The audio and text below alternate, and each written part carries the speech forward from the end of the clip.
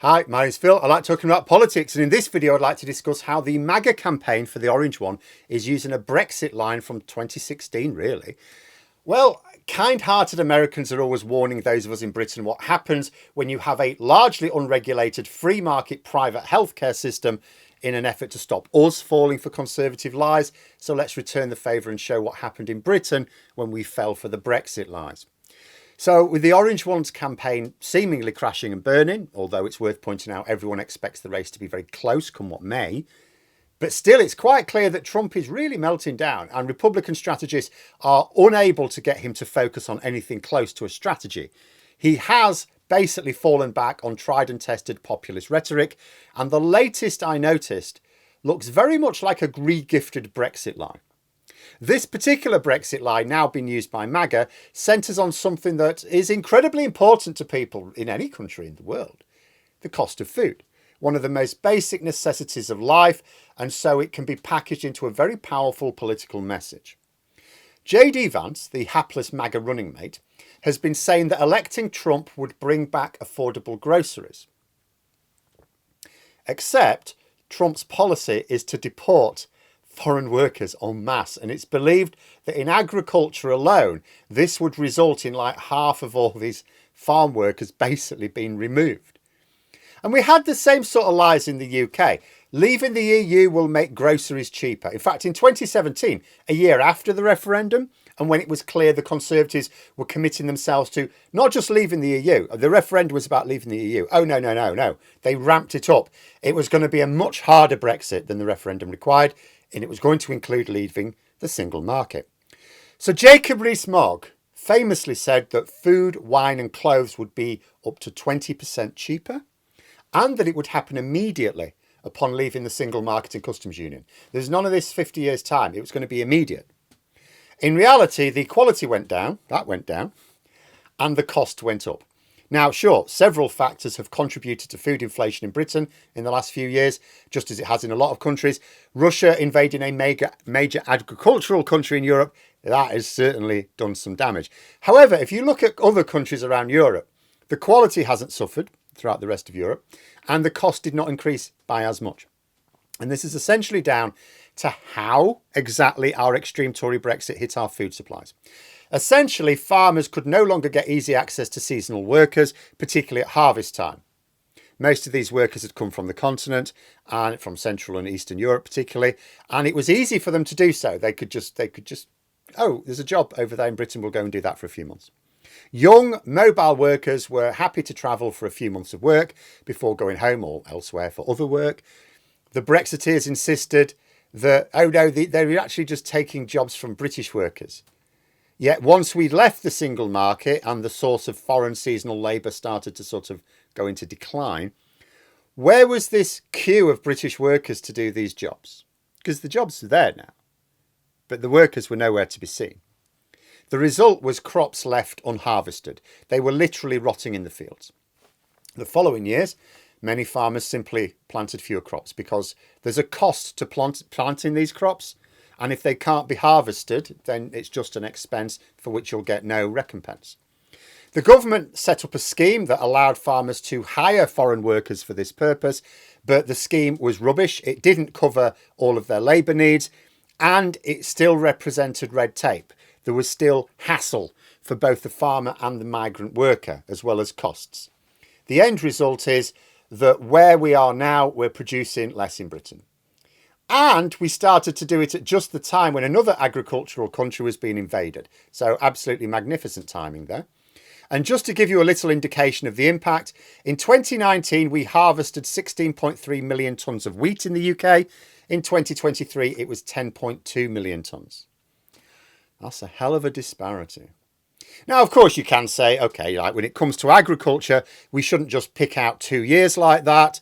What if 2019 happened to be a bumper year and 2023 was a bad one? But, not down to Brexit, just to purely environmental factors. I mean, the first thing I would say is, well, that's a hell of a drop still. But sure, okay, what about other crops? They're important too. Wheat, of course, is massively important to our food needs, but other crops too, so vegetables. The government have helpfully supplied a chart which shows a little variation in harvest of vegetables. It shows that, bit of variation, but essentially stable from 2015 to 2020. Then from 2021 onwards, the year we left the single market, markedly down.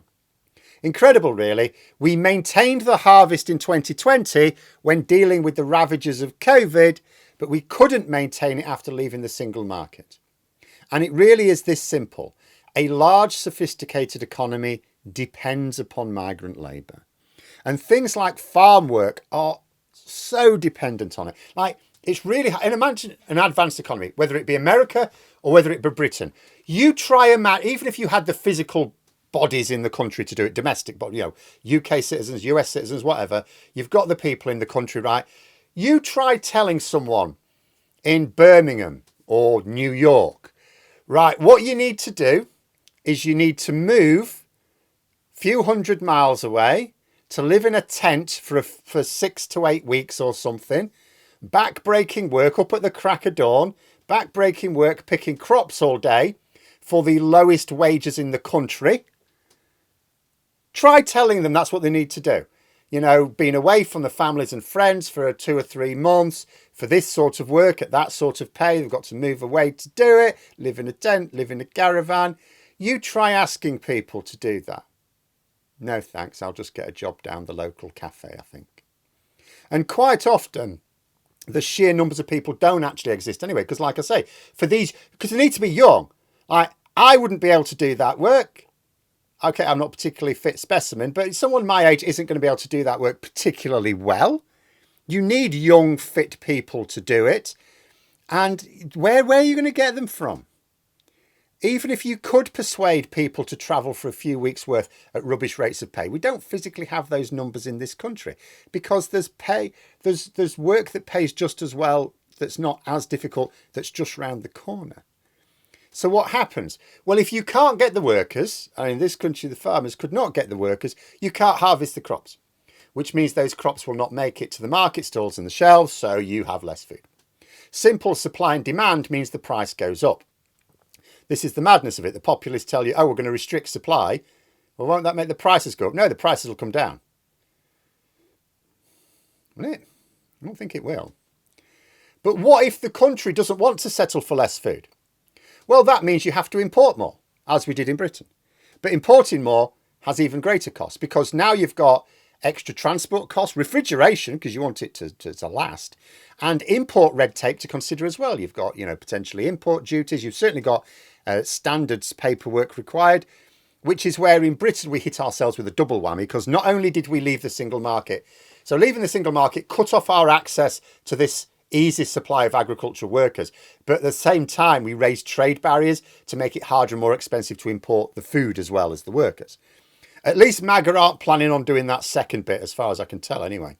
But it would still mean Americans either having to settle for less food, which I think many might think is not a bad idea, but I'm certainly not pointing fingers on that one, or having to import more food. Either way, the price goes up, American farmers will be producing less, and MAGA, just like Brexit, will deliver the opposite of what it's promising. Because the issue with populism, however it's packaged, is that it always works in the same way. In this particular case, we're going to make things cheaper by restricting supply. No, that's not how it works. Why does the media never robustly ask the question, how are you going to boost production by removing a massive amount of labour from your market? And on the odd occasion when someone does try to ask this question, they're told, oh, there's this magical untapped domestic pool of labour. They're taking your jobs. The media should try to find these people who don't have jobs and ask them why they haven't just travelled across the country to pick vegetables all day long for a few weeks in return for the lowest rate of pay in the land. And record them laughing at the journalist and then put that on the news. Because even before we left the single market, those jobs were available in Britain. Farmers used to say they just didn't get applications from British workers. Hardly any British workers would turn up for them. They weren't choosing foreign labour over domestic. They just had no demand for the work domestically. It's actually more hassle to take on migrant workers. They may not speak the language too well. There's paperwork to deal with. The same will be true in America as well. MAGA, if it does deliver on its boast to deport foreign workers, including from agriculture, is going to learn what the real cost of such a policy is. The problem is, once you've done it, it's not easily reversed. Still, I suppose we shouldn't be surprised that MAGA are using Brexit lines. Populism is populism, and basically it's the same people who were behind both Brexit and Trumpism. Now, as we're talking about Brexit, I'm also just going to finish off by noting I'm going to be appearing in a discussion with the guys behind the National Rejoin March on their YouTube channel tomorrow. I'll post a link on the community tab when it is up. Probably remind you in another video tomorrow as well. Also a reminder, the next London March is next month, September the 28th. But there we are. Those are my thoughts. If you enjoyed the video, please subscribe for further content and click the like button. You can also sign up for memberships if you'd like to support the channel further. Thanks for watching, and until next time, I'll see you later.